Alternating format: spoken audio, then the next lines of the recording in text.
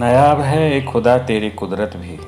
दोस्तों, बोगनवेलिया की इतनी खूबसूरत फ्लावरिंग देखकर खुदा का शुक्रिया अदा करना तो बनता ही है। और मैं पहले भी बता चुका हूँ कि मैं जब भी इस खूबसूरत पौधों के बीच अपने आप को पाता हूँ तो एक ईश्वरीय अनुभूति का एहसास शुरू हो जाता है और बरबस ही दिल का उठता है थैंक्स गॉड इतना सच्चा प्यार देने के लिए। दोस्तों, हम सब के लिए इतनी खूबसूरत रचना खुदा का सच्चा प्यार नहीं तो और क्या है। दुनिया की तमाम सुख सुविधाएं जो कि प्रकृति के माध्यम से हमें मिल रही है, इस बात पर हम कभी भी गंभीरता से विचार ही नहीं करते। दुनिया की तमाम खूबसूरत रचनाएं, फल फूल से लेकर हमारी प्राणवायु तक ईश्वरीय रचना का प्रत्यक्ष प्रमाण है।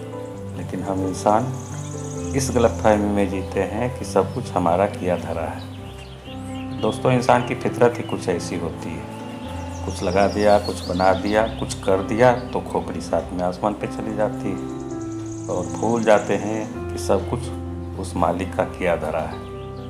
हम तो बस एक माध्यम है। इसलिए किसी काम की शुरुआत करने से पहले अपने मालिक को एक बार ज़रूर याद करना चाहिए। तो दोस्तों, अब हम चलते हैं अपने मुख्य विषय बोगनवेलिया की ओर। यूँ तो किसी भी गार्डन की सुंदरता में हर एक फूल और पौधे का अपना अलग अलग योगदान होता है, लेकिन समर में बोगनवेलिया एक ऐसा पौधा है जो गार्डन की खूबसूरती में चार चांद लगा देता है। इसे कागज़ का फूल भी कहा जाता है। बहुत ही कम देखभाल में बगीचे को सुंदर और रंगीन बनाने में यह पौधा सबसे आगे है।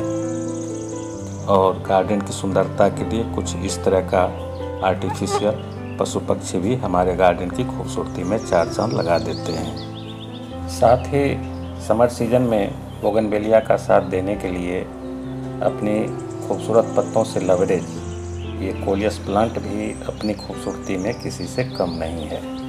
और यही वजह है कि मैं सालों भर इन कोलियस प्लांट की केयर का विशेष ख्याल रखता हूँ। तो आप भी इसे अपने गार्डन में स्थान देकर अपने गार्डन को सालों भर रंगीन और हरा भरा रख सकते हैं। साथ ही इसके पीछे इंडोर प्लांट के कई अलग अलग वैरायटी भी हमारे गार्डन की सुंदरता में कोई कमी नहीं होने देती है। खासकर रेगुलनीमा और डेफेनविचिया की खूबसूरती किसी भी गार्डन के लिए बेहद ज़रूरी हो जाता है, क्योंकि हर एक मौसम में ढलने की खूबी इस प्लांट को सदाबहार प्लांट की श्रेणी में जोड़ देता है। तो दोस्तों, अब इस तरफ भी आप बोगनवेलिया की अलग अलग वैरायटी को देख सकते हैं।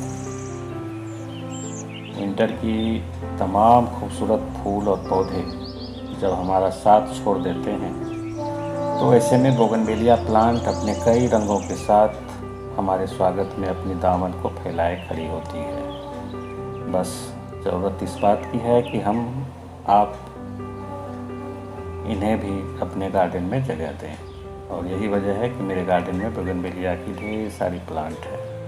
मुझे लगता है कि 20 से 25 पॉट ऐसे होंगे जिसमें सिर्फ बोगनवेलिया के ही प्लांट लगे हुए हैं, और इनमें से ज़्यादातर मैं कटिंग से ही लगा रखा है।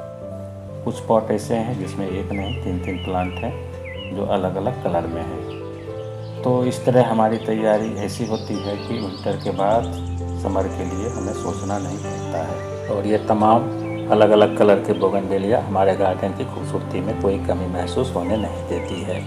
यहाँ पर ये सफ़ेद कलर मेरे काफ़ी फेवरेट हैं, और यहाँ पे ये सफ़ेद और गुलाबी का मिक्स कलर बोगनवेलिया की चित्रा वैरायटी है। दोस्तों, बोगनवेलिया की चित्रा वैरायटी सबसे खूबसूरत होती है। ये झुंड में गोलाकार शेप में खिलती है तो और भी खूबसूरत लगती है। तो इस तरह यहाँ पर आप बोगनवेलिया के ढेर सारे अलग अलग कलर आप देख सकते हैं। और ये येलो कलर की देसी वैरायटी अपने आप में बेहद खूबसूरत लग रही है। और यहाँ पर ये पिंक कलर की खूबसूरती तो देखते ही बनती है। और जब गार्डन में इतने सारे कलरफुल बोगनवेलिया प्लांट हो तो निश्चित रूप से आपके गार्डन समर में देखने लायक होगी। और जैसा कि आप देख ही रहे हैं, यही वजह है कि हमने बोगनवेलिया की ढेर सारी प्लांट लगा रखे हैं जो कि आगे भी आप देख पाएंगे। और ये जो आप देख रहे हैं मात्र 1 साल पुराना प्लांट है, और आने वाले अगले सीज़न में ये भी काफ़ी घने हो जाएंगे। तो कहना चाहूँगा कि आप भी बोगनवेलिया का प्लांट ज़रूर लगाएं और अपने गार्डन को खूबसूरत बनाएं। तो इस तरह आप देख सकते हैं कि ढेर सारे कलरफुल लुक दिखाई दे रहे हैं। और यहाँ पर आप देख सकते हैं कि हमने एक ही पॉट में 3 अलग अलग कलर के डंठल लगा दिए हैं, ताकि एक ही पॉट में अलग अलग कलर के फूलों का नज़ारा देखने को मिले। और ये बोगनवेलिया की चित्रा वैरायटी, जो कि एक साथ 2 रंगों में सफ़ेद और गुलाबी का मिश्रण अपने आप में बेहद खूबसूरत नज़ारा पेश करती है। और साथ में रेड और ऑरेंज कलर की डंठल लगाकर इसे एक अलग लुक देने का प्रयास किया है। तो इस तरह हमने बोगनवेलिया के ढेर सारे प्लांट लगाकर अपने गार्डन को कलरफुल लुक देने का एक छोटा सा प्रयास किया है। और यहाँ पर आप आगे और भी ढेर सारे फ्लावरिंग देख पाएंगे। तो अब चलते हैं कि ऐसा क्या किया जाए कि बोगनवेलिया में ढेर सारे फ्लावरिंग का नज़ारा देखने को मिल सके। बोगनवेलिया प्रेमी हर गार्डनर अपने हिसाब से हर संभव बेहतरीन सॉइल मीडिया का प्रयोग करने से नहीं चूकते हैं, और उनमें से एक मैं भी हूँ। लेकिन फ्रेंड्स, ये जान लीजिए कि बोगनवेलिया को ज़्यादा रिच सॉइल मीडिया और फर्टिलाइज़र की ज़रूरत नहीं है।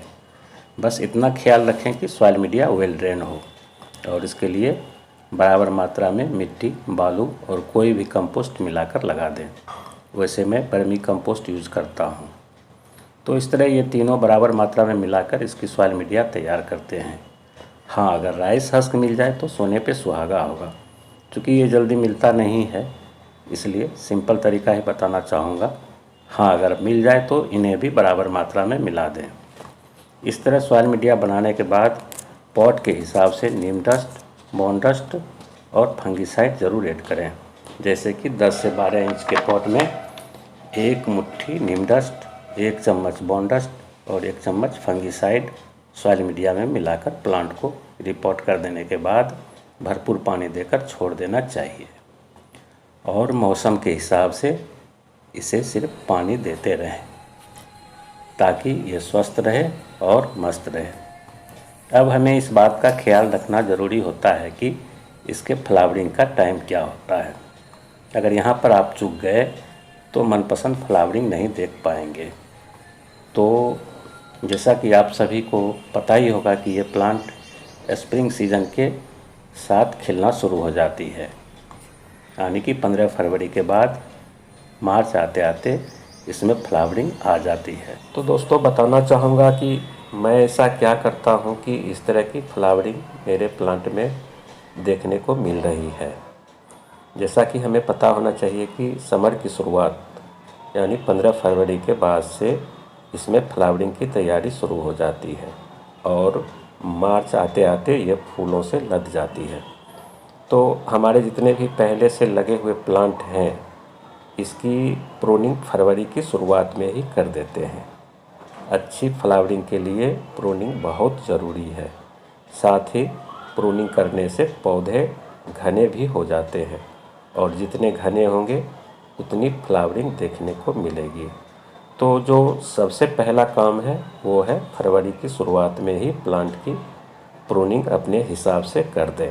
साथ ही पॉट में लगे सॉइल मीडिया का 4 इंच नीचे तक गुड़ाई कर इसके आधे मिट्टी को बाहर निकाल दें, और निकाली गई आधी मिट्टी की मात्रा के अनुसार उतनी ही मात्रा में वर्मी कंपोस्ट पॉट में मिलाकर 1 चम्मच बोन डस्ट, 1 चम्मच फंगीसाइड के साथ फिर से गुड़ाई कर दें, और मिट्टी के साथ वर्मी कंपोस्ट को ठीक से मिलाकर छोड़ दें, और दूसरे दिन पानी दें। पहला दिन पानी इसलिए नहीं दें कि गुड़ाई के दौरान इसकी रूट की कटिंग हो जाती है, और ताज़ा कटिंग में पानी देने से रूट में फंगस का खतरा हो सकता है।